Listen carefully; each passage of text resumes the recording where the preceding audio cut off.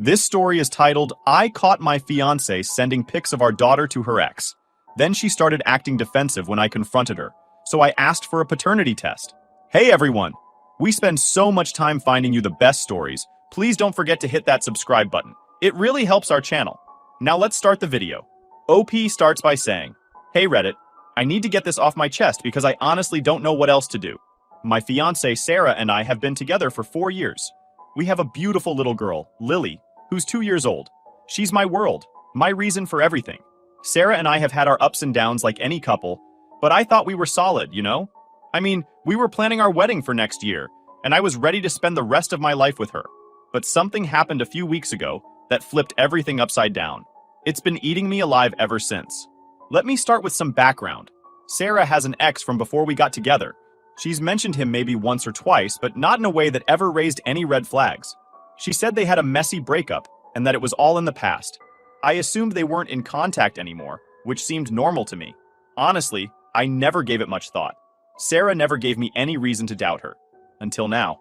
A couple of weeks ago, Sarah was in the shower and her phone buzzed. Normally, I wouldn't even look at it. I'm not the kind of guy to go through her phone or anything like that. We've always had a pretty open relationship when it comes to trust. But this time was different. The notification caught my eye because of the name. Her ex. I won't say his name here, but seeing it pop up on her screen made me freeze. My first thought was, why is he messaging her? I mean, we've been together for years, and as far as I knew, they hadn't talked at all during that time. Curiosity got the better of me, and I opened the message. It was a picture of Lily. It wasn't anything weird or inappropriate. It was just a cute picture of her smiling at the park, one we had taken during a family day out the week before. But seeing that photo and a message to her ex made my stomach drop. It felt wrong. What really threw me off, though, was the chat history. Or, more accurately, the lack of one. There were no messages before that photo. Nothing. Just the picture of Lily and a single response from him saying, she's beautiful. I sat there staring at the screen, trying to make sense of it. If they were just casually catching up, why would she delete the entire conversation? It didn't make sense. People don't just randomly send a picture of their kid to an ex without some sort of context or lead-up. The whole thing felt off. When Sarah got out of the shower, I decided to confront her about it. I didn't want to come off as accusatory right away, so I tried to stay calm. I showed her the message and asked, why are you sending pictures of Lily to your ex? Her reaction was immediate. She got defensive, like really defensive. She grabbed her phone out of my hand and said, it's not a big deal. We were just catching up. I asked her what they were catching up about and why she felt the need to send him a picture of Lily. She said he had asked how life was going and that he had been curious about Lily because he knew she had a child now. That doesn't explain why you deleted the rest of the conversation, I said. Her face changed when I said that. She hesitated for a moment, then shrugged it off like it wasn't important. I just didn't think you'd understand, she said. That pissed me off. Understand what? I asked. If it's nothing, why are you hiding it? She rolled her eyes and said I was overreacting. That's when the argument started. I told her straight up that it wasn't okay for her to share pictures of our daughter with her ex behind my back. I asked her how she'd feel if I was sending pictures of Lily to one of my exes. She didn't really answer that. Instead, she flipped it around on me. Do you even trust me? She asked. Are you really that insecure? That comment hit me like a punch in the gut. Of course I wanted to trust her, but how was I supposed to trust her when she was hiding things from me? I told her that, and she just kept saying I was blowing things out of proportion. I asked her flat out if there was something going on between her and her ex. She got mad, like really mad. She started yelling, saying that I was being ridiculous and that I was turning a harmless conversation into something it wasn't. But the more defensive she got, the more suspicious I felt. I couldn't shake the feeling that there was more to this than she was letting on. Finally, I asked the question that had been eating away at me since I saw the message. Is Lily mine? Her face went pale. She stared at me like I had just slapped her. How can you even ask me that? She said, tears welling up in her eyes. I don't want to ask it, I said, but you're not giving me much of a choice. If there's nothing to hide, then why are you so afraid of being honest with me? She started crying, saying that I was destroying our relationship and that she couldn't believe I would accuse her of something like this. But at that moment, I didn't feel like I could trust her anymore. The night I told her I wanted a paternity test, she cried for hours. I sat on the couch, trying to wrap my head around everything. She eventually came out of the bedroom, her face red and swollen from crying, and asked if we could talk. I said, sure. But I was so emotionally drained that I wasn't sure how much I even wanted to hear. She sat down across from me and started talking about how much she loves me, and how she'd never do anything to hurt me. She kept saying, "I can't believe you're doing this. I can't believe you don't trust me." "I did trust you," I said, "but you're not exactly making it easy right now. You've been hiding things from me. How do you expect me to react?" She didn't really answer. Instead, she shifted the focus to Lily. "Lily is your daughter," she said. "She loves you. How can you even question that?" I told her I wasn't questioning how much I love Lily. That's never been the issue. What I'm questioning is Sarah's honesty. "You've been lying to me," I said. "Maybe not outright, but by hiding things, by deleting messages. That's the same thing as lying. You're the one who's making me question everything." At that point, she got angry again. She stood up, crossed her arms, and said, "You're being ridiculous. This isn't about Lily. This is about your insecurities. You're just looking for a reason to pick a fight." That hit a nerve. I told her this wasn't about me being insecure. It was about trust. "You've been sending pictures of our daughter to your ex. You've been talking to him behind my back. How is this my fault?" She didn't answer. Instead, she started pacing the room, muttering about how she couldn't believe this was happening. "I'm going to ask you one more time," I said. "Why did you delete the rest of the conversation?" Her answer this time was different. She said, "I deleted it because I knew you'd react like this. You're always so quick to assume the worst." That made me pause. It wasn't an outright denial of anything, just an excuse for why she'd hidden it. "If it was innocent, you wouldn't have had to delete it," I said. "If you're telling me the truth, you'd have no reason to hide it." At this point, she started crying again, but this time it felt different. It didn't feel like she was crying because she was hurt. It felt like she was crying because she was cornered. "I can't believe you're doing this," she said through her tears. "You're going to ruin everything." "No," I told her. "You're the one who's ruining everything. You're the one who made this mess, not me." After that conversation, things only got worse. Sarah started avoiding me entirely. She'd take Lily and disappear for hours, saying she was going to her mom's house or running errands. When she was home, she barely spoke to me. The tension was unbearable. A few days after that initial argument, I decided to dig a little deeper. I hate to admit it, but I went through her phone again. She had changed her password, which only made me feel more suspicious. I asked her about it, and she said, "I need some privacy. You're clearly not respecting boundaries." "Privacy?" I asked. "You're hiding something, and you know it." She didn't respond. That same night, I called her out again. I told her straight up that if there's nothing going on, she needs to prove it. "If you have nothing to hide, let me see your phone," I said. She refused. That was the final straw for me. "If you can't even be honest with me now, what am I supposed to believe?" I asked. She kept saying things like, "You're blowing this out of proportion," and "I can't believe you're doing this to us." But the more she tried to deflect, the more convinced I became that something wasn't right. I told her again that the paternity test was happening, whether she liked it or not. She begged me not to, saying it would tear us apart, but I told her the damage was already done. The next few days were a blur. I was trying to hold it together for Lily's sake, but it wasn't easy. Every time I looked at her, I felt this mix of love and fear. Love because she's my little girl, and I'd do anything for her. Fear because I didn't know what the test would say. Sarah, on the other hand, was acting like a completely different person. She went from being defensive and angry to suddenly trying to be overly sweet. She'd bring me coffee in the morning, offer to make my favorite meals, and kept saying things like, "I just want us to be okay again." But I wasn't buying it. It felt like damage control, not genuine remorse. One night after Lily had gone to bed, Sarah sat down next to me on the couch and said, "Can we just move past this? I hate what this is doing to us." "I can't move past it until I know the truth," I told her. She sighed and looked down at her hands. "What happens if the test comes back and Lily's not yours?" she asked. That question hit me like a ton of bricks. I didn't even know how to respond. After a long pause, I said, "I don't know. I guess we'll cross that bridge if we get there." She started crying again, but I didn't comfort her this time. I just sat there, staring at the floor, wondering how things had gotten to this point. At this point, we're in a holding pattern. I've scheduled the paternity test, and I'm waiting for the appointment. Sarah knows it's happening, but she hasn't brought it up again. We're barely speaking, and the tension in the house is so thick you could cut it with a knife. I'm trying to keep it together for Lily, but it's hard. Every time I look at her, I feel this mix of love and heartbreak. I don't know what I'll do if the test comes back and she's not mine. Anyway, that's where things stand right now. I'll update when I know more. Hey everyone, before we dive into the update, if you're enjoying these stories and want to support the channel, Don't forget to hit that subscribe button. It really helps our channel. Update 1 point. The days leading up to the paternity test were some of the most emotionally draining of my life. The atmosphere at home was unbearable. Sarah and I were like strangers, walking past each other without a word. I'd catch her looking at me sometimes, her face a mix of sadness and anger, but I didn't have the energy to engage. I spent a lot of time with Lily. Every moment with her felt bittersweet, knowing that soon everything could change. We'd play with her favorite toys, watch her favorite shows, or just sit together while she babbled about things only a 2-year-old could understand.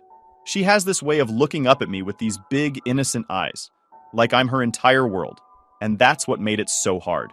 At night, when Lily was asleep, I'd sit on the couch and just think.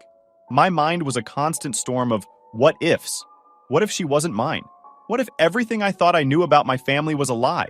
What if Sarah and her ex had been laughing at me behind my back this whole time? Sarah, for her part, kept to herself. She spent a lot of time in the bedroom with the door closed. I could hear her crying sometimes, but I didn't go to her. I felt like she had no right to my comfort after everything she'd done. The day of the test came quicker than I expected. I didn't tell Sarah what time I was going. I didn't want her to come with me. I needed to do this alone.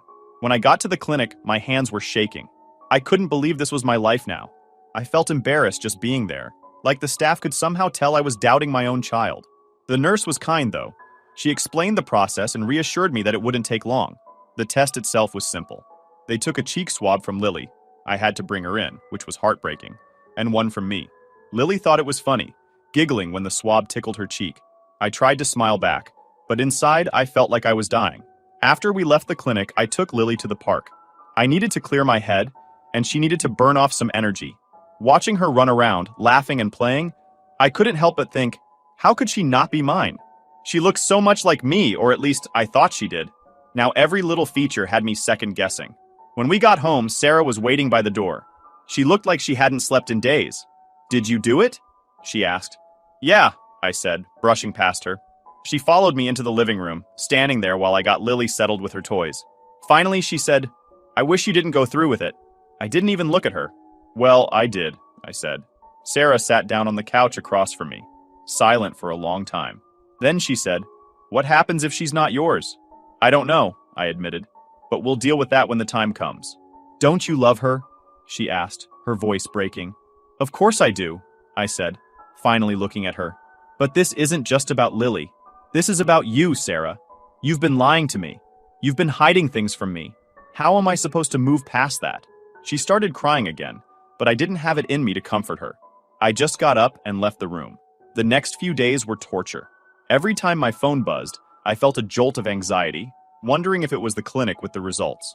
Sarah and I still weren't speaking much, but she started trying to reach out in little ways, making me coffee in the morning, offering to help with stuff around the house, even trying to start casual conversations. I wasn't having it. I didn't want to pretend like everything was normal when it clearly wasn't. One night, a few days after the test, Sarah cornered me in the kitchen. "Can we please talk?" she asked. I sighed. "About what?" "About us. About what's happening." I leaned against the counter, crossing my arms. "Okay, talk." She hesitated, like she was trying to find the right words. Finally, she said, "I know I've messed up. I know I've hurt you, but I need you to know that I love you, and I love the life we've built together." I didn't say anything. She continued. "I made a mistake, a huge mistake, but that doesn't change how much I care about you, and it doesn't change the fact that Lily loves you and needs you." I finally spoke. "You keep saying you made a mistake, but you're not owning up to what that mistake is. Was Lily a mistake, Sarah? Was lying to me a mistake? Or was it sending pictures to your ex behind my back? Which one are you sorry for?" She started crying again, but I was too angry to care. "Stop crying," I said. "Crying doesn't fix this. It doesn't make me trust you again. You did this, Sarah, not me." She didn't say anything after that. She just left the kitchen and went back to the bedroom. A few days later, I finally got the call from the clinic. My heart was pounding as I picked up the phone. The nurse on the other end explained the results, her voice calm and professional. "Lily isn't mine." I don't even remember what I said to her. I think I just thanked her and hung up. I sat there on the couch, staring at the wall, feeling like my entire world had just collapsed. For 2 years, I thought I was Lily's dad. I changed her diapers, stayed up with her when she was sick, taught her to say her first words. She's my little girl. But now I find out she's not. I don't know how long I sat there before Sarah came into the room. She must have seen the look on my face because she froze. You got the results, she said. Yeah, I said. She didn't ask what they said. She just started crying again. I'm so sorry, she said over and over. I didn't know how to tell you. I didn't mean for this to happen. I looked at her, feeling more anger than I've ever felt in my life. You didn't mean for this to happen? You lied to me for 2 years. You let me think she was mine. How could you do that to me? She tried to explain, but I wasn't listening. I got up, grabbed my keys, and left the house. I needed to get out, to clear my head, to figure out what the hell I was going to do next. After I walked out of the house that day, I drove aimlessly for what felt like hours. I didn't have a destination in mind, just needed to get away. My head was spinning, and my chest felt tight, like I couldn't catch my breath. The words from the clinic kept echoing in my mind. Lily isn't your biological daughter. I ended up parked at some empty lot, just sitting there in my car. I couldn't even cry. I felt completely numb, like the reality of it hadn't hit me yet. It was hard to process the fact that the little girl I'd been calling my daughter, the one I've loved with everything I have, wasn't mine. The worst part? As much as I wanted to hate Sarah, I couldn't stop thinking about Lily. None of this was her fault. She didn't ask to be caught in the middle of this mess. She didn't ask to be lied about or used as a pawn. She's just a kid. My kid. At least in every way that matters except blood. When I finally went back home, it was late. The house was dark except for a small light in the living room. Sarah was sitting on the couch, waiting for me. Her eyes were swollen, like she'd been crying the whole time I was gone. As soon as I walked in, she stood up. "Where were you?" she asked, her voice shaky. "Out," I said. "Out where?" she pressed. "Does it matter?" I shot back. She flinched at my tone but didn't say anything. I walked past her into the kitchen, poured myself a glass of water, and leaned against the counter. She followed me, standing in the doorway. "Can we talk?" she asked. I didn't look at her. "Talk about what?" "About everything," she said. "Everything?" I repeated, finally turning to face her. "You mean about how you lied to me for 2 years? How you let me think Lily was mine when you knew she wasn't? Do you want to talk about how you've been sneaking around, sending pictures of her to the guy who actually is her father?" She started crying again, which just made me angrier. "Stop crying," I said, my voice cold. "Crying doesn't fix this. It doesn't make what you did okay.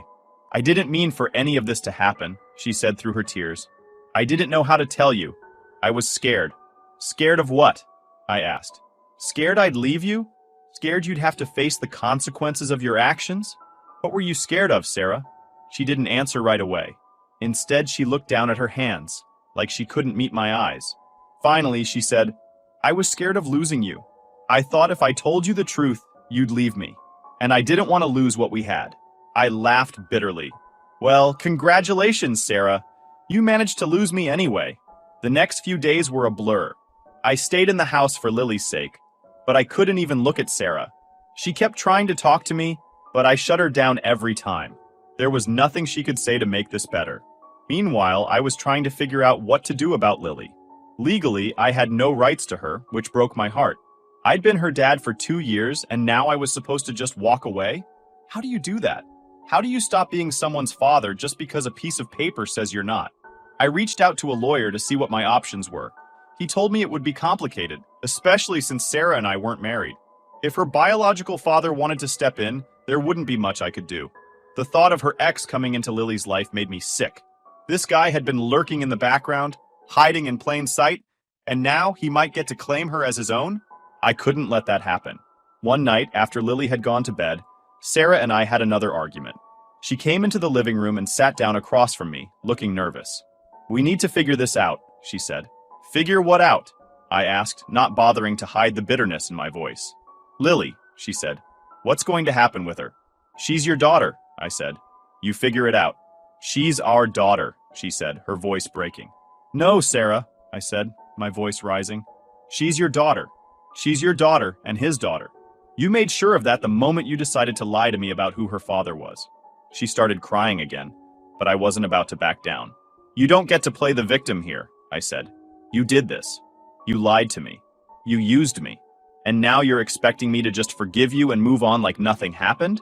"I don't expect you to forgive me," she said, her voice barely above a whisper. I don't want Lily to lose you." Her words hit me harder than I expected. As angry as I was at Sarah, I knew she was right. This wasn't just about me and her. This was about Lily, too.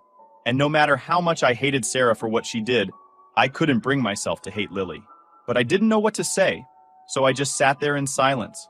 I don't know what's going to happen next. My heart feels like it's been ripped in half.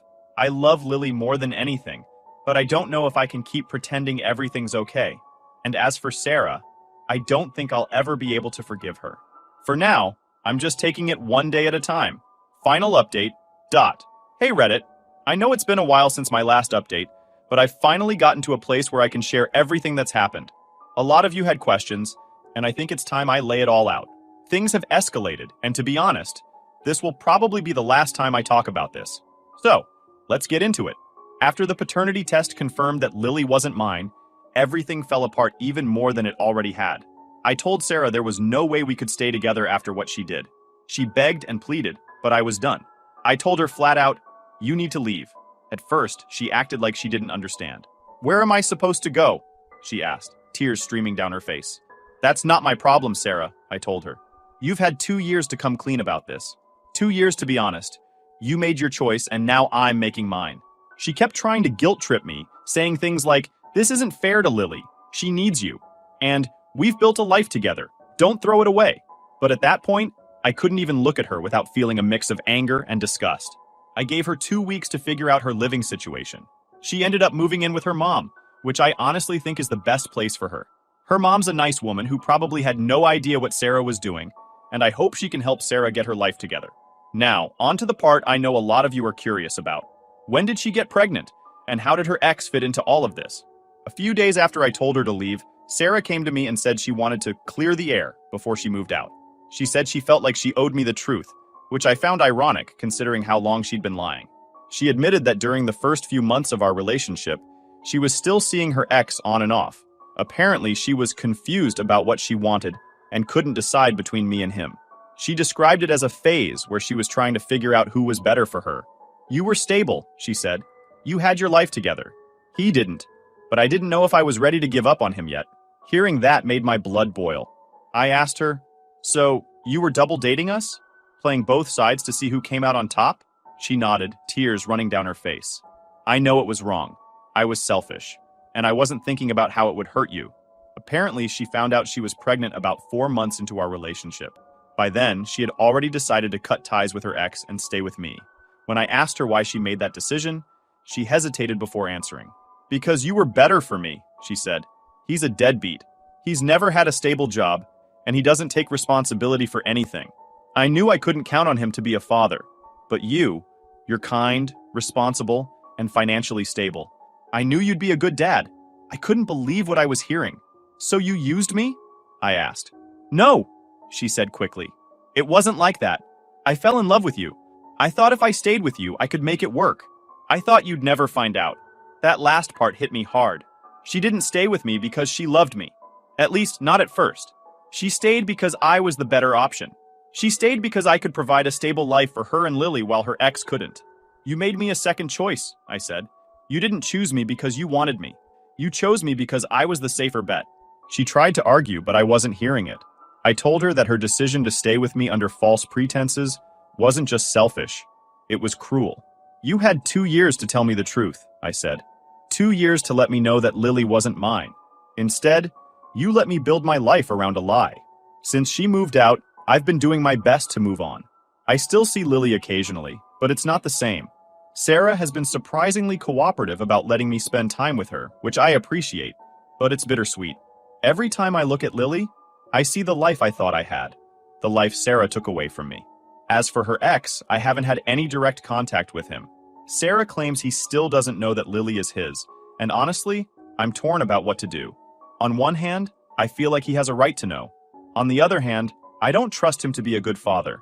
If Sarah's description of him is accurate, he's not someone I want anywhere near Lily. A lot of people have asked me if I'd consider fighting for custody. The truth is, I don't know if that's even possible. Legally, I have no claim to Lily, and emotionally, I'm not sure if I could handle the constant reminders of what Sarah did. But I love Lily. She'll always have a piece of my heart, even if I'm not her biological dad. So, where do I go from here? Honestly, I'm still figuring that out. Therapy has been a huge help in processing everything, and I'm starting to rebuild my life one step at a time. I've reconnected with some old friends and started focusing on hobbies I'd neglected. It's not much, but it's a start. As for Sarah, I wish her the best, but I don't see any path forward where she's a part of my life. I can't forgive her for what she did, and I don't think I ever will. She didn't just betray me, she betrayed Lily too. She made decisions that will affect all of us for the rest of our lives, and now she has to live with the consequences. Akufraidi. Thank you to everyone who's followed this story and offered support along the way. Writing all of this out has been a strange but cathartic experience. I never thought I'd be one of those people spilling their personal drama on the internet, but here we are. To those who've been in similar situations, stay strong. It's not easy, but you'll get through it. And to everyone else, take care of the people you love. And don't take trust for granted. That's all I've got for now. Thanks for listening, Reddit.